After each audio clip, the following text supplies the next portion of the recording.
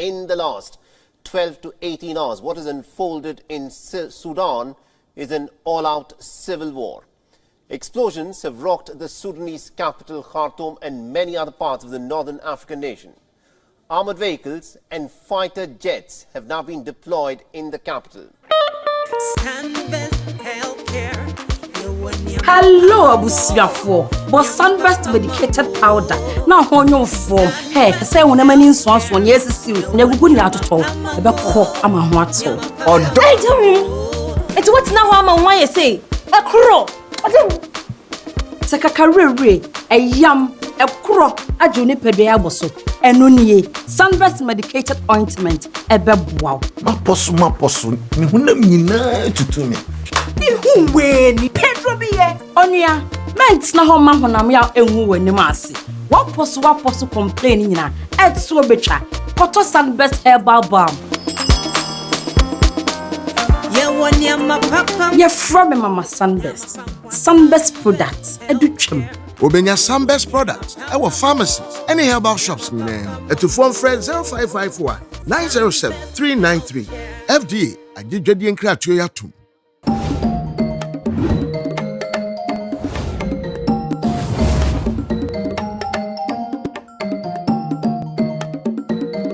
This is the story that has dominated the headlines since this morning, because in the last 12 to 18 hours, what has unfolded in Sudan is an all-out civil war.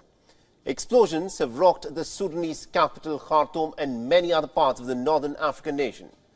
Armored vehicles and fighter jets have now been deployed in the capital.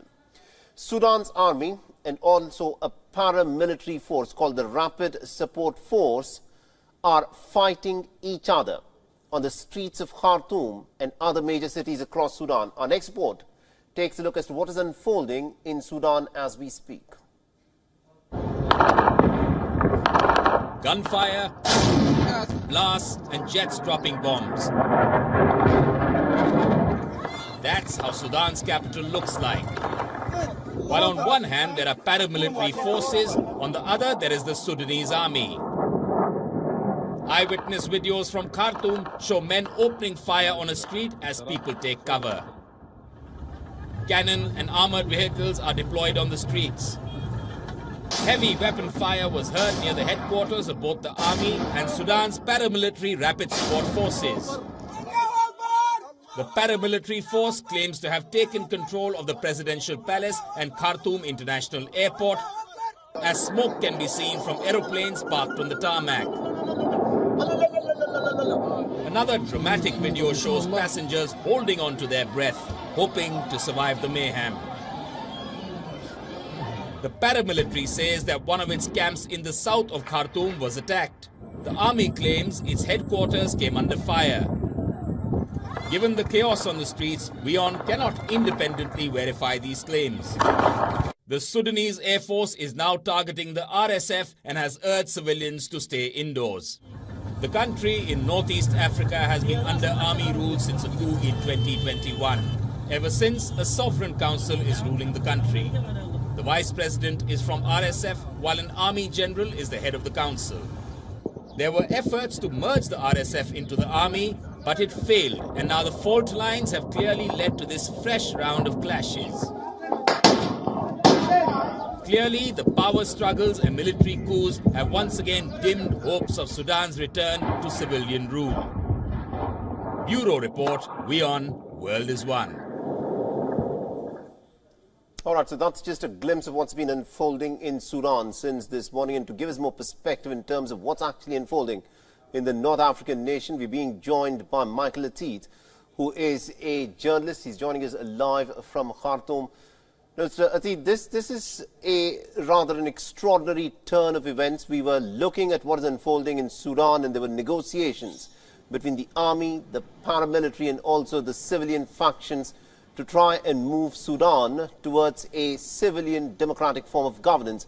But what's unfolded in the last 12 to 18 hours indicates that Sudan has now descended into an all-out civil war where the Sudanese National Army and this paramilitary called the RSF are now having a go at each other. Yes, thank you so much for having me. It is unfortunate even though the situation were expected by many commentators and other analysts in the region, but this power wrangle and power struggle has been going on for quite long. The differences is deepened and it's rooted deep in the political, motivation, because according to the framework agreement signed between the military as a component and the civilian side as another component, it stipulates clearly that the Rapid Support Forces and the other armed group that signed the recent Juba Peace Agreement with the government should be reintegrated into one unified Sudanese army. But the problem comes, on how do we do this process. The process was initiated and a workshop was held also on the security reforms, and the Sudan military suggested a period of 2 years for the reintegration process to take place. But then the Rapid Support Forces, on the other hand, saying no, the 2 years period is very few, very little. They need at least 10 years for them to be reintegrated into one unified Sudanese army. So that is the beginning of the differences. And besides also, they also try to see who is going to control the army, or who is going to control, to be the commander of the army during the transitional period. That, of course, is what is the crux of the entire problem. The question that a lot of people are asking is, who is now in charge of Sudan? Because there are claims and counterclaims that are coming out of Khartoum. It's now being reported that the RSF is now in control of the presidential palace, besides the airport in Khartoum and also airports in other parts of Sudan, while the Sudanese National Army, we are given to understand, has now started to hit back at the paramilitary forces using its air force. What is it that is unfolding on the streets of Khartoum and in other parts of Sudan at this moment?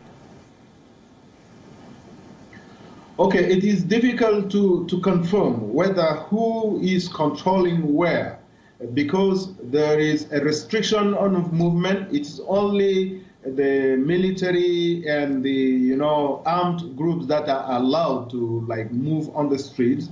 In the southern part of Khartoum, where I am located, it's a bit people are moving, but in the downtown it is very difficult to confirm who controls the airport, who controls the presidential palace. We have seen several statements and counter statements this morning or this afternoon from both the military and the Rapid Support Forces. Each one of them is claiming to be controlling, to be in charge of the military headquarters and the presidential palace, including the airport as well. But what I understand is that the headquarters of the Rapid Support Forces has been also shown on a video that has been bombed by the Sudan Armed Forces through the jet.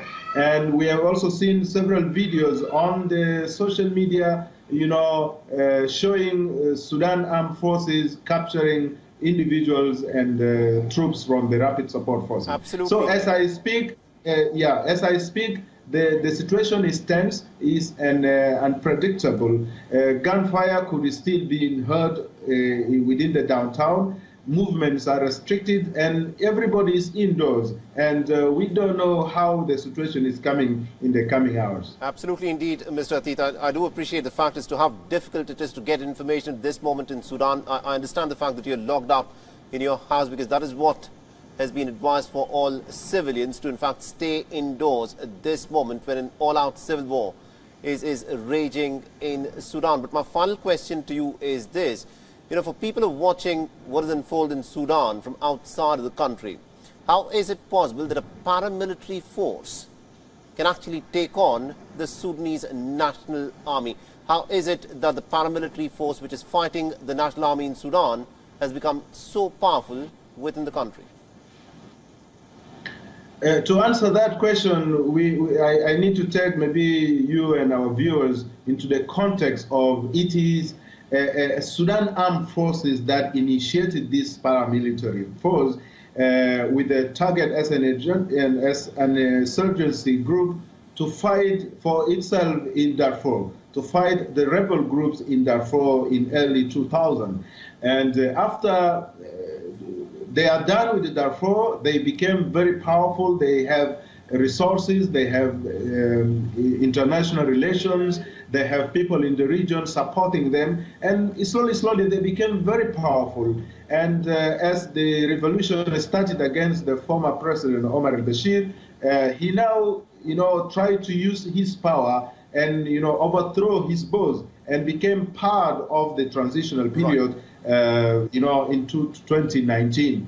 But then the process also took a long of time for them to identify and to allow them to be observed or reintegrated into one Sudan armed forces. So it's very complicated kind of situation. But yes, you are right. The paramilitary rapid support forces is quite very strong and has a lot of resources, and that is why they also try to show power and show that they are capable even to rule Sudan.